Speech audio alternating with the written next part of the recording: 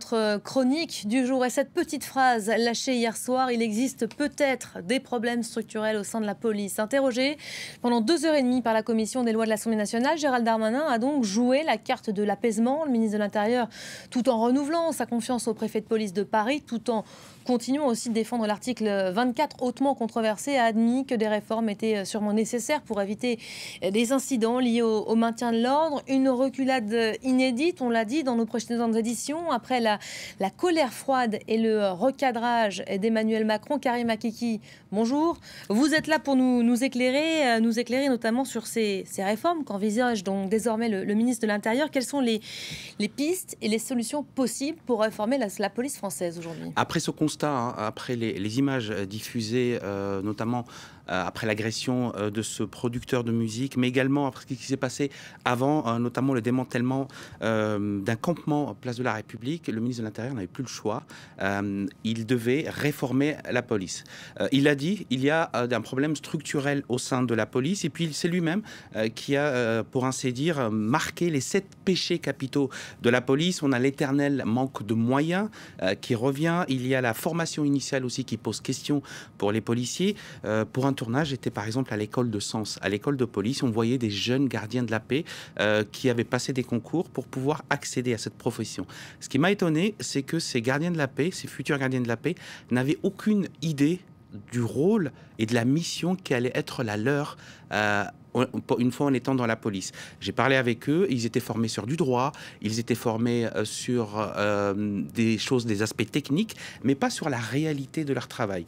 Quand j'ai pu m'entretenir avec eux et voir un peu leurs attentes, je me suis rendu compte qu'ils n'avaient pas la réalité du terrain. La réalité du terrain, c'est quoi? C'est 90% de ces policiers qui vont sortir des écoles de police vont être en région parisienne, ou en tout cas dans des endroits où ils seront en première ligne. Ça, les policiers ne sont pas formés à cela. Ils sont formés à la procédure, ils sont formés à bien savoir menotter une personne. Et encore, on a vu qu'il y avait quelques problèmes également de menottage et la possibilité d'amener des personnes au sol. Et puis l'encadrement autour également est particulier parce que ce sont des policiers qui forment d'autres policiers, d'anciens policiers qui ont d'autres méthodes, qui n'ont pas su évoluer avec l'époque. Et donc ces gardiens de la paix, ces futurs gardiens de la paix se retrouvent souvent en porte-à-faux quand ils arrivent sur le terrain pour pouvoir vraiment effectuer leur mission. Ils n'apprennent vraiment leur mission qu'au sein des commissariats dans lesquels ils sont affectés. Et là, il y avait un policier qui me disait, quand il est arrivé au sein du commissariat, il était choqué par 2 choses. D'abord, le manque de moyens, et puis deuxièmement, la mentalité qui peut régner parfois dans certains commissariats. Alors, c'est vrai que les policiers de terrain, eux, quand on les interroge, ils pointent du doigt souvent un problème de commandement, un problème de hiérarchie. Oui, le problème de hiérarchie, c'est pas une première, ça dure depuis des années également. On l'a vu au moment du mouvement des policiers en colère, où les policiers avaient manifesté en abandonnant leur droit de réserve, mais ils n'étaient pas passés par les syndicats ou par les corps intermédiaires. Ce qui est très rare, il faut le souligner. Ce qui est exceptionnel, c'était une première. Nous avons vu ces policiers en colère manifester à Paris au bas de la Tour Eiffel ou sur les Champs-Élysées pour justement réclamer plus de considération de la part de la hiérarchie. Nous avons un hiatus qui est énorme au sein de la police et au sein du ministère de l'Intérieur, c'est le hiatus entre ceux qui sont sur le terrain et les officiers qui sont censés les commander.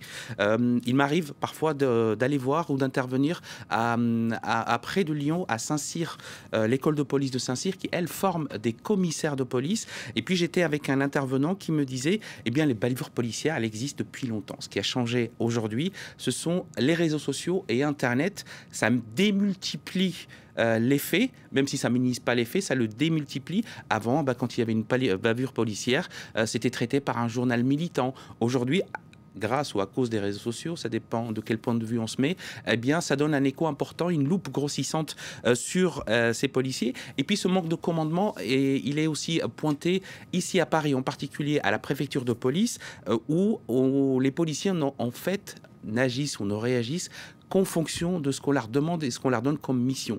Si on se souvient bien, on revient dans le contexte des Gilets jaunes, on a longtemps reproché aux policiers leur manque de réactivité pour le maintien de l'ordre. Et d'ailleurs, l'Arc de Triomphe a été saccagé. À partir de ce moment-là, il y a eu un changement de doctrine au sein de la préfecture de police sur le maintien de l'ordre. En d'autres termes, on a demandé aux policiers d'être beaucoup plus virulents et d'aller au contact. Les policiers qui sont sur le terrain ne se sentent pas protégés par leur hiérarchie qui qui souvent les stigmatisent et qui souvent leur demandent des résultats, un objectif des résultats, sans prendre en compte la réalité du terrain. Alors, c'est vrai que Gérald Darmanin, hier soir, s'est dit prêt à tout étudier concernant la refonte de l'inspection générale de la police nationale. L'IGPN, c'est la police des polices. Quel problème cela soulève-t-il au juste? On a un vrai problème d'indépendance au sein de la police. C'est pas moi qui le dis, ce sont les syndicats qui pointent ce problème-là. Comment des policiers peuvent surveiller, contrôler d'autres policiers. Et toute la question est celle-là. En plus, on sait qu'aujourd'hui, la chef de l'IGPN, la police des polices, est une très proche du préfet l'allemand, du préfet de police l'allemand, c'est lui-même qui l'a nommé, et donc certains syndicats dénoncent cette collusion. Il n'y a pas d'indépendance. En d'autres termes, il faudrait qu'on puisse enquêter sur les policiers en dehors de l'institution policière qui a des réflexes corporatistes depuis des années, qui s'est enfermée dans une loi du silence, une omerta qui existe au sein des commissariats, mais également qui existe au niveau institutionnel pour ne pas entacher l'image de la police. On a une mentalité, notamment à l'intérieur de l'IGPN, qui est totalement refermée sur elle-même et qui, si on prend l'exemple du dernier tabassage des producteurs de musique, eh bien l'IGPN, 2 jours plus tard, avait conclu à un non-lieu en disant circuler, il n'y a rien à voir. Il a fallu une procédure judiciaire, évidemment initiée par toutes les images qu'on a vues, pour pouvoir aller devant le procureur, ou en tout cas qu'une enquête judiciaire soit diligentée. Voilà,